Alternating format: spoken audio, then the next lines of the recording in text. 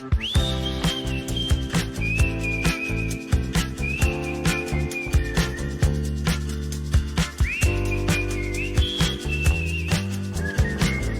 there, and welcome back to the Raising Rices podcast, where we're going through a series called More Than Virtue. And I'm your host, Marissa Rice. Today, we are going to be starting episode 4, where we're going to be looking at Proverbs 31, verse 12. And it says, "She does him good and not harm all the days of her life." This is a short verse, but it carries a remarkably deep. It paints this picture of biblical womanhood that is steady, faithful, intentional, and rooted in covenantal love, not emotional convenience or cultural trends. So today we are talking about what it means for a woman to do her husband good. Why does this matter? And how we can live this out in grace in our marriages. So let's open the word together and get started. Here are a few opening thoughts to get our podcast rolling. Let's read it again. She does him good and not harm all the days of her life. What comes to mind when you hear that phrase, she does him good? Maybe you think of kindness, maybe faithfulness, sacrifice. Maybe you think of seasons where this was easy and seasons where this was hard. One of us can recall moments where we have lived this out well and moments of honesty where we have struggled. This verse invites us not to shame, but to have reflection. It calls us to think about the kind of presence we bring into our marriage, the tone that we set in our home, and the influence that we have in our husband's life. So let's dig into this verse a little bit more. The phrase "does him good" in Hebrew is an active verb. I love that.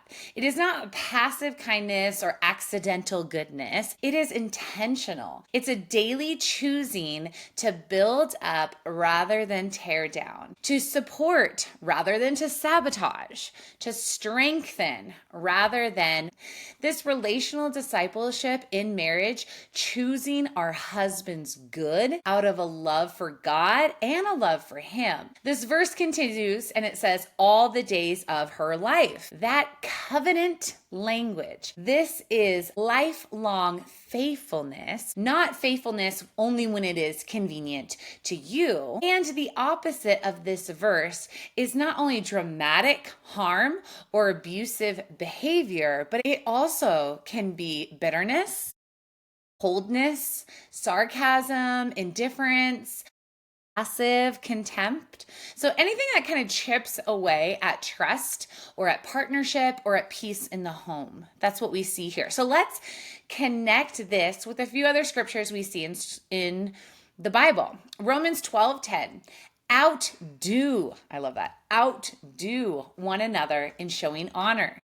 Proverbs 14:1, the wise woman builds her house, but the foolish one tears it down with her own hands.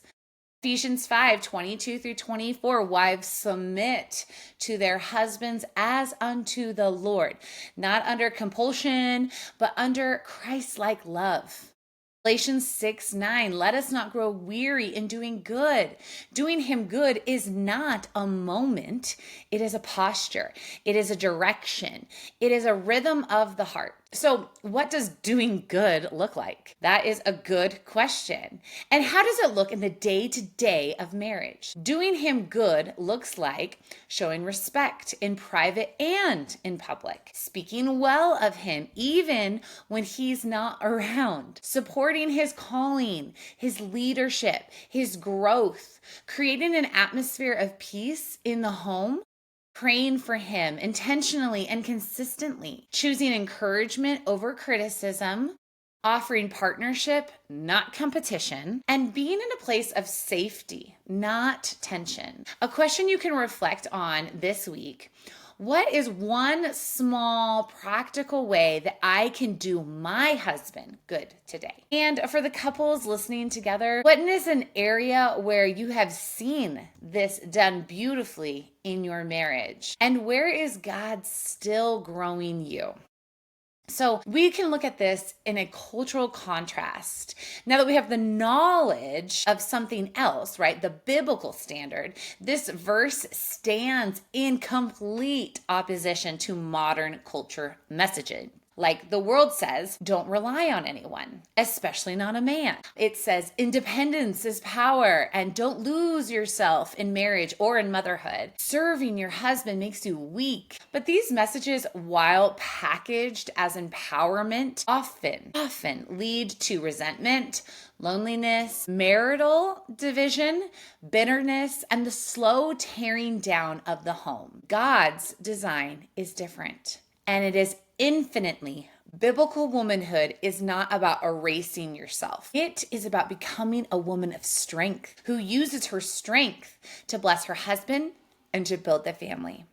The truth is, if a woman tears down her husband, her entire household suffers. If she strengthens him, though, her entire household flourishes. This is not oppression, my friends. This is self-giving love, and it looks a lot like Christ. So here is an encouragement to you wives. Let me speak to your heart for a moment. This verse is not about perfectionism. We hear that a lot. It is about faithfulness. Faithfulness to your calling and to what God has asked us to do as wives. You are the most influential voice in your husband's life. Do not take that for granted. Your tone matters, your support matters, your prayers matter, and your presence matters. And so ask yourself, am I refreshing my husband or exhausting him?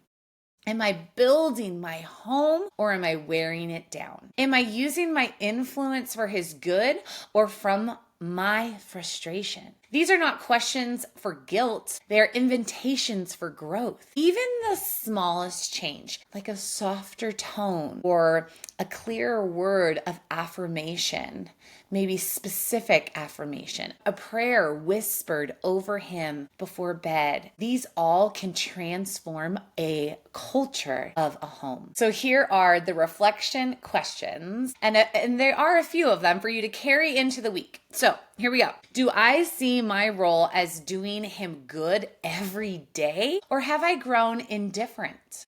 What tone do I bring into our marriage and into the home? We get to set that tone. Where do I need the Spirit's help to walk this verse out more intentionally? And how can I practically support my husband's heart this week? So pray through these, journal them, bring them before the Lord with humility and with hope of restoration and building of your marriage. So let's not underestimate the power of a faithful woman and what she can bring to a marriage. Proverbs 31 woman strengthens her husband. She does not compete with him, but she enriches his life. She does not drain it. She brings him good. She does not bring him harm. And she does this all the days of her life, not in her own strength, but in the strength and the grace of the Lord. If this episode today encouraged you, I'd love for you to subscribe, leave a review, or share it with a friend or a women's group. And if you're following along with the book, you can also, if you don't have the book, grab a copy, More Than Virtue, on Amazon, or visit raisingrices.com, and you can have a downloadable book. There's also more resources at raisingrices.com for you to pursue a Christ-centered home and marriage. So until next time, walk faithfully, build wisely, love deeply, and let Christ strengthen your hands for the work that He has called you to. See you next time.